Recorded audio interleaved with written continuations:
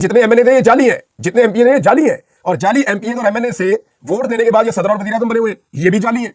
भाई जो बंदा आकर बैठा हुआ है, जिसके पास इख्तियार है, जिसके सारे जूते पॉलिश करते हैं, उसका नाम लिखे आप टॉप पे। बाकी दोनों को लिखे तो गलती की, उनको तो लिखना ही नहीं चाहिए था।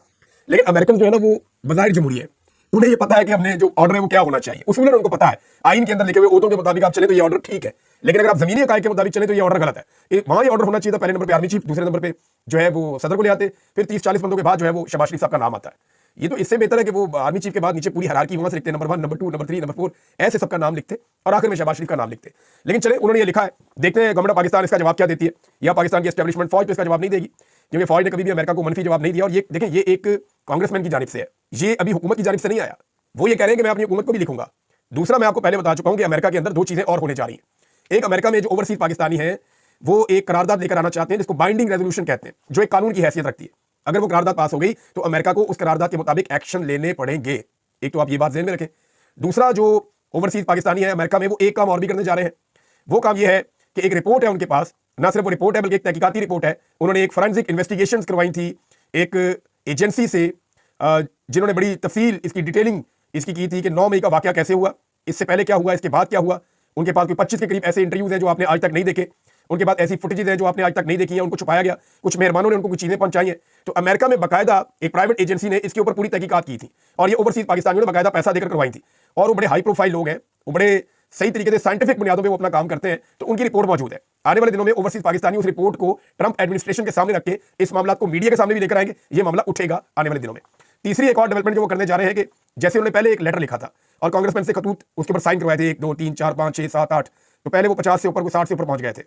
इस मरतबा दोबारा वो लेटर लिख रहे हैं और वो कोशिश कर रहे हैं कि मैक्सिमम जो कांग्रेसमैन है उनके साइन करवाए जाए, और साइन करवाने के बाद जो ट्रंप एडमिनिस्ट्रेशन है या इस वक्त जो अमेरिका का जो गवर्नमेंट है, स्टेट डिपार्टमेंट है, उनको वो लेटर भेजा जाए ताकि उसकी रोशनी में फिर मामला आगे बढ़े। ये 3 चीजें आने वाले दिनों में ओवरसीज अमेरिकन जो है वो बड़ी तेजी से करने के लिए तैयारी कर रहे हैं और करने जा रहे हैं। इमरान खान साहब का एक स्टेटमेंट, ये स्टेटमेंट जो है ये इसने आग लगा दी है। एक जुमला इमरान खान साहब का और सोशल मीडिया पे आया और तबाही फिर गई। एक जुमला, इस जुमले में इतनी पावर है कि कंपे टांग गई है इमरान खान साहब के मुखालिफिन की। यानी इस बात से उन्हें खौफ आता है कि अगर ये हो गया तो हमारा क्या होगा। इमरान खान साहब ने बोला कि मैं वापस आऊंगा, बस मैं वापस आऊंगा, ये इमरान खान साहब ने कहा है। उनके इस छोटे से जुमले में इतनी ताकत है ना कि पूरी की पूरी रियासती मशीनरी जो है वो खौफ में मुब्तला है। सब मिलकर उसको रोकते जा रहे हैं, लेकिन उस आदमी का यकीन देखें आप, उसका अल्लाह रब्बुल इज्जत पे भरोसा देखें आप कि वो कितने यकीन से कह रहा है कि मैं वापस आऊंगा। आज तक कोई ऐसा नहीं कर सका। इतना जुल्म और फस्तायत पाकिस्तान में किसी सियासतदान ने बर्दाश्त नहीं की, जो भी मौजूद है सारे इनमें से किसी ने नहीं की।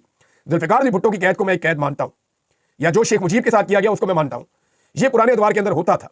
अभी जितनी लीडरशिप है हमने किसी के साथ इतना जुल्म, जबर, फस्तायत होती हुई नहीं देखी। जरदारी साहब को भी कैद में रखा हुआ था। वो मरहूम जो ज़िया शाहिद साहब थे वो बताकर गए कि मैं उन्हें मिलने के लिए गया तो 7 वाली कोठी में थे वो। वहां पे कुछ एक्ट्रेस उनकी खिदमत में मामूर थी और जबरदस्त माहौल था, खाबे चल रहे थे, दावतें चल रही थी। तो ये थी जरदारी साहब की कैद, जेल के अंदर नहीं, जेल के साथ कोठी में। इसी तरह जो नवाज शरीफ साहब की कैद है, जाके आप वो जगह देख लें।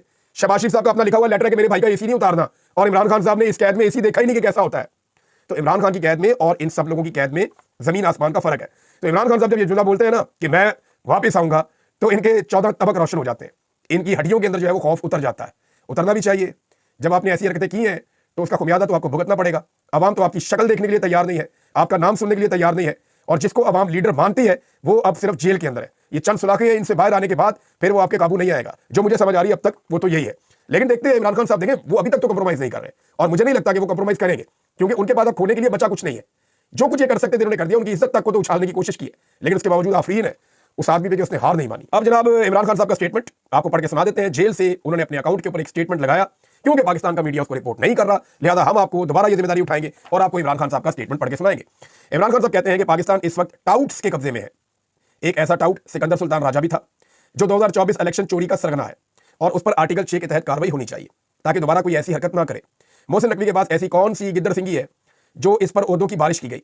इशारों पर नाचने वाला एक अकल से आरी शख्स क्रिकेट से लेकर खारजा और दाखिला अमूर समेत सिक्योरिटी मामला का माहिर कैसे हो सकता है। पाकिस्तानी कौम अपने मैंडेट पर डाले गए तारीखी डाके के खिलाफ 8 फरवरी को पूरे मुल्क में निकले और अपना एहतजाज रिकॉर्ड करवाए। सिर्फ 17 नशस्तें जीतने वाली पार्टी को इक्तदार देकर अर्दली हुकूमत मुल्क पर मुसल्लत कर दी गई, जो पाकिस्तान के हर इदारे को तबाह कर रही है। मैं अदलिया की आज़ादी के लिए दी गई 10 फरवरी की पाकिस्तान भर की बार एसोसिएशन और वकला की कॉल की भी हमायत करता हूँ। मुल्क में कानून की हुक्मरानी के बगैर किसी किस्म का इस्तेहकाम मुमकिन नहीं है, और कानून की हुक्मरानी आज़ाद अदलिया के बगैर मुमकिन नहीं हो सकती। जिस तरह 26वीं आईनी तरमीम के जरिए अदलिया को कंट्रोल करने की गर्ज से मुल्क में आईन और कानून की धज्जियां उड़ाई गई हैं, इसके खिलाफ पाकिस्तानी अवाम में शदीद नफरत पाई जाती है।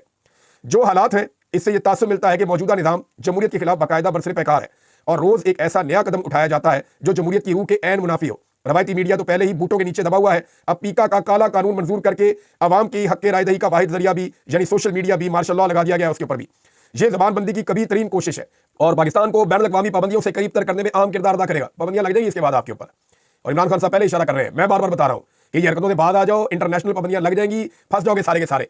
लेकिन इन्हें अपने ओटों के अलावा, अपनी सीटों के अलावा कुछ और नजर ही नहीं आता। हटो बच्चों चल रहा है जनाब, इधर से लूट बज रहा है, उधर से सलाम हो रहा है, प्रोटोकॉल मिल रहे हैं, गाड़ियां एंजॉय कर रहे हैं, बड़ी बड़ी तनख्वाहें हैं, ओहदे एंजॉय कर रहे हैं, मुराद एंजॉय कर रहे हो। भाई आलमी पाबंदियां लग जाएंगी, पूरा मुल्क मुतासिर हो जाएगा, होश के नाखून ले ले। बहरहाल इमरान खान साहब ने कहा कि पीका का कानून अगर लागू करना ही है तो सबसे पहले शहबाज शरीफ पर लागू किया जाए, जिन्होंने मुल्क की तारीख के सबसे धांधलीज़दा इंतखाबात को फ्री एंड फेयर करार दिया। उन्होंने 26 नवंबर के कत्ले आम को भी झुटलाया और यह कहा कि गोली नहीं चली और ना ही कोई शहादत हुई, लिहाजा पीका कानून के तहत सबसे पहली सजा शहबाज शरीफ को मिलनी चाहिए। बददियानत लोग कभी न्यूट्रल अंपायर नहीं चाहते। रजीम क्योंकि खुद 26 नवंबर और 9 मई के वाकयात में मुलविस है, इसलिए इनसे शफाफ जुडिशल कमीशन की तवक्को नहीं रखी जा सकती।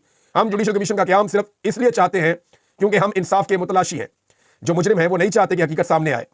18वीं तरमीम के तहत किसी भी सूबे के आईजी और चीफ सेक्रेटरी की तकर्री सूबाई हुकूमत की सवाबदीद है।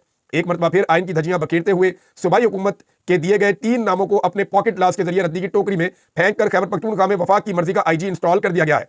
मैं अली अमीन को खुसूसी हदायत कर रहा हूं कि मेरे सूबे की आवाम के हकूक का तहफ़्फ़ुज़ आपकी जिम्मेदारी है। मुल्क के बाकी तीनों सूबों में पहले ही हमारे कारकुनान के खिलाफ जुल्म और बर्बरियत का बाजार गर्म है।